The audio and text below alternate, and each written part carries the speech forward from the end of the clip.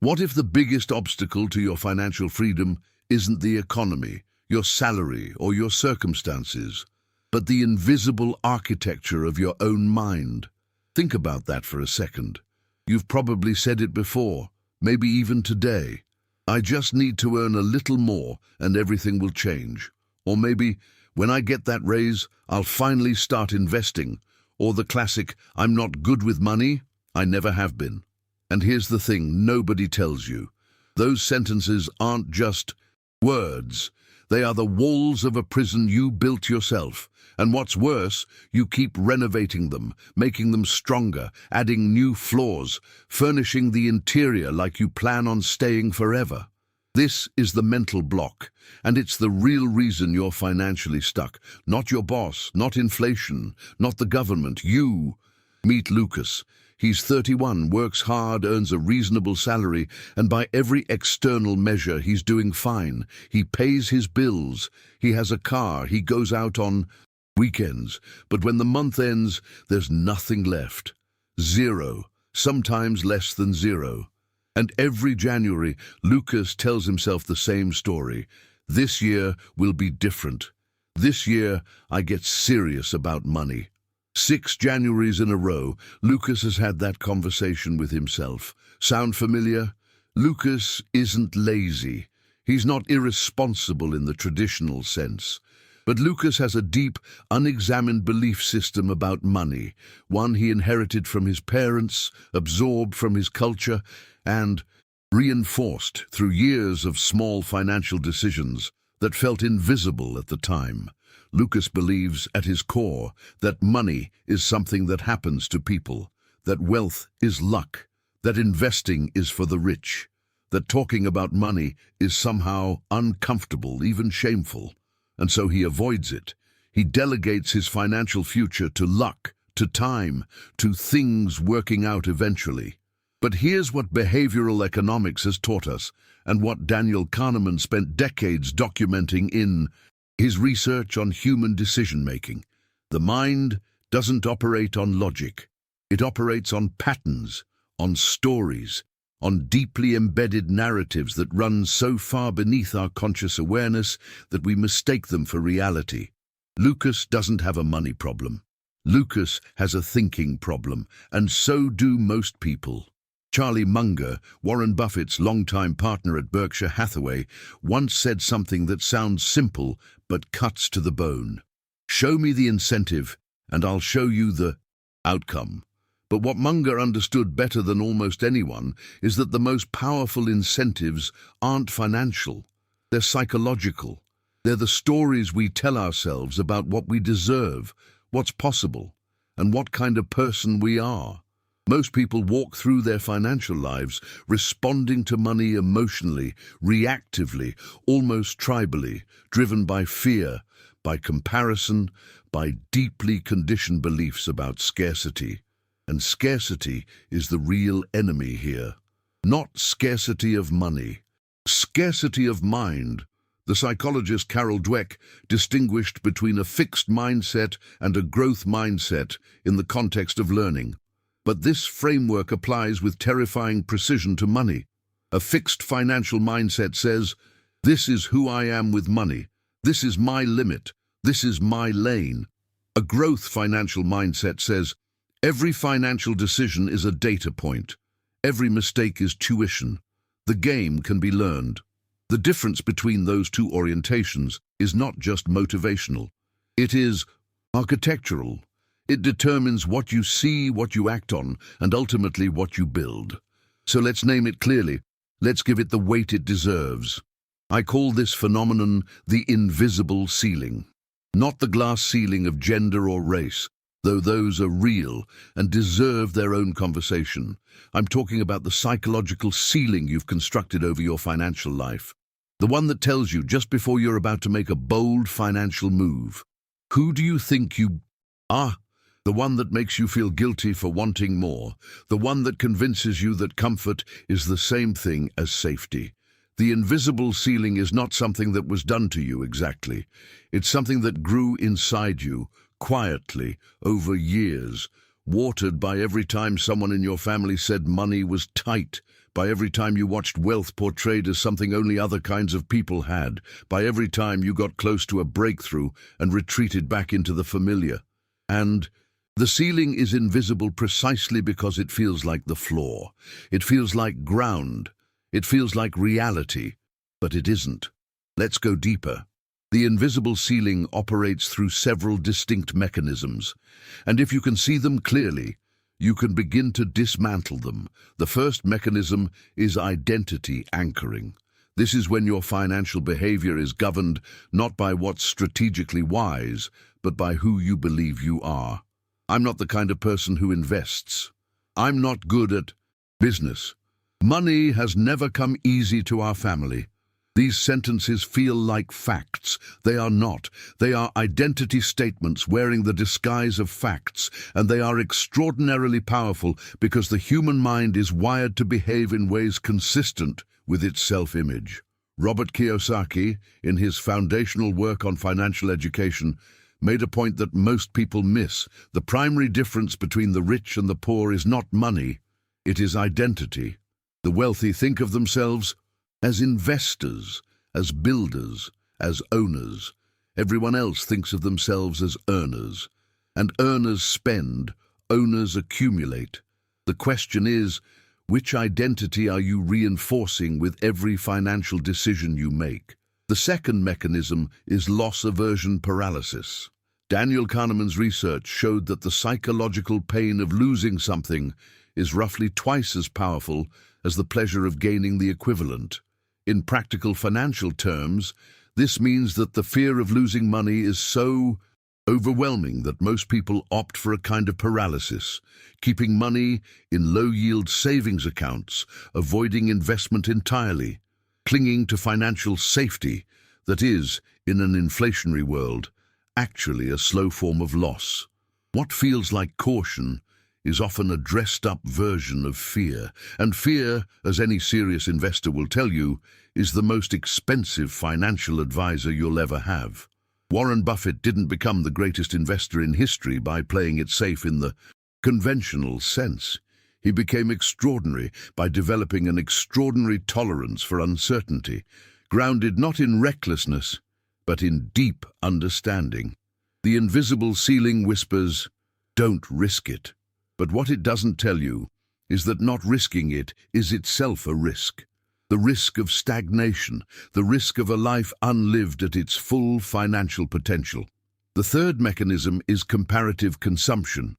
We live in an age of hypervisibility. Social media has turned the ancient human tendency to measure ourselves against our neighbors into a 24-hour competitive sport. And financially, this is catastrophic, because comparison drives spending. It drives the purchase of things you don't need, to impress people you don't know, to maintain an image that costs you your future. Naval Ravikant has said it brilliantly. Desire is a contract you make with yourself to be unhappy until you get what you want. Comparative consumption is the financial manifestation of that contract, and most people are signing it every single day with every swipe of their credit card.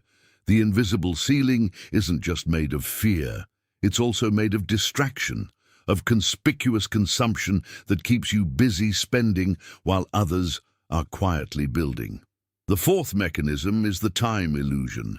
This is perhaps the most seductive lie the invisible ceiling tells you, that you have time, that you'll start next year, that you're still young, that the moment is not yet right. But compounding, the fundamental law of wealth, is brutally indifferent to your excuses. Benjamin Graham, the father of value investing and the man who taught Warren Buffett everything he knows about the markets, understood that time is the most irreplaceable resource in any investment strategy. Not capital, not intelligence, time. Every year you delay is not just a year lost. It is a year of compounding erased.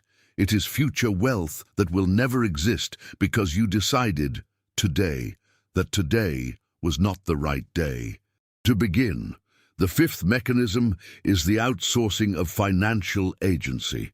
This is when you unconsciously hand responsibility for your financial life to someone or something else, to your employer, to luck, to the government, to a partner, to the economy.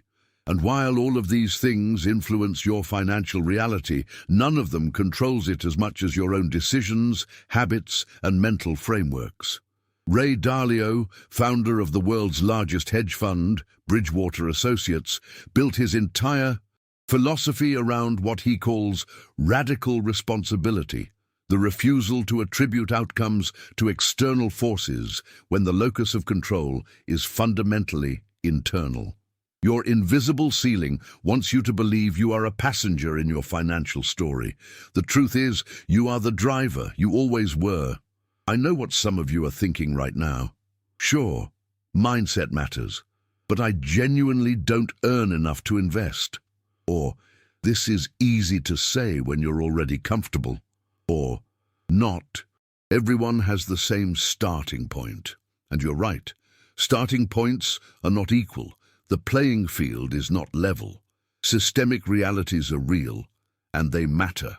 But here is the uncomfortable truth I need to say with the same honesty I'd want someone to offer me. The people most imprisoned by limiting beliefs about money are often the ones who have the most to gain from changing them. The invisible ceiling does not discriminate by income. It exists in the mind of the minimum wage worker and in the mind of the six-figure professional who still lives paycheck to paycheck.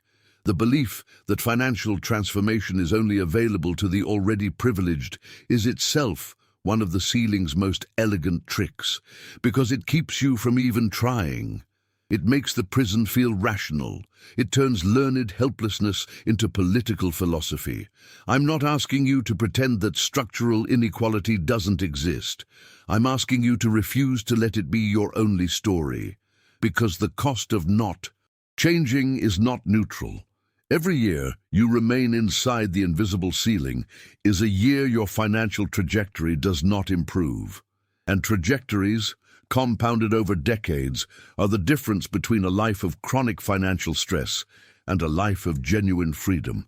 That cost is invisible today, but it becomes extremely visible at 60. Lucas, the man we met at the beginning of this story, let's follow him forward in time. In one version of his life, he keeps doing what he's always done. The mental blocks stay intact. January conversations happen every year, and by the time he reaches his late 50s, he looks back on 3 decades of income that produced almost no wealth because it was all consumed by the ceiling, by identity, by fear, by comparison, by delay. In another version, Lucas encounters an idea, maybe in a book, maybe in a conversation, maybe in a video like this one, and something shifts. Not dramatically, not overnight, but a hairline crack appears in the ceiling. He starts asking different questions. Not how do I make more, but what is money really, and how does it actually work? He starts seeing his financial decisions as votes for a future self. He begins to think like an owner, not just an earner.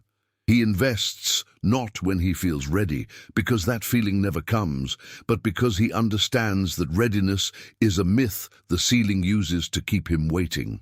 And 10 years later, the difference between those two versions of Lucas is not just financial, it is existential.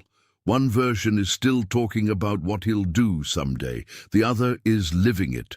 The question is not which version is possible for you. Both are. The question is which story you're willing to tell. You started this video as someone who perhaps thought of your financial struggles as a circumstance, something happening to you, around you, outside of you.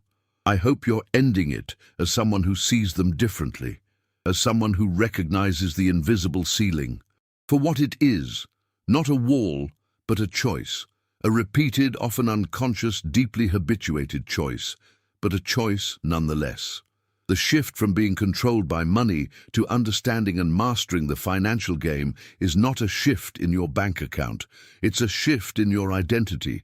It is the moment you decide, genuinely, not performatively, that you are the architect of your financial life, that your past beliefs do not determine your future behavior, that the ceiling was never the sky. That is not motivation. That is not a pep talk. That is the most precise financial insight I can offer you. The game is decided in the mind before it is decided in the market. Before you leave, I want to ask you to do one thing.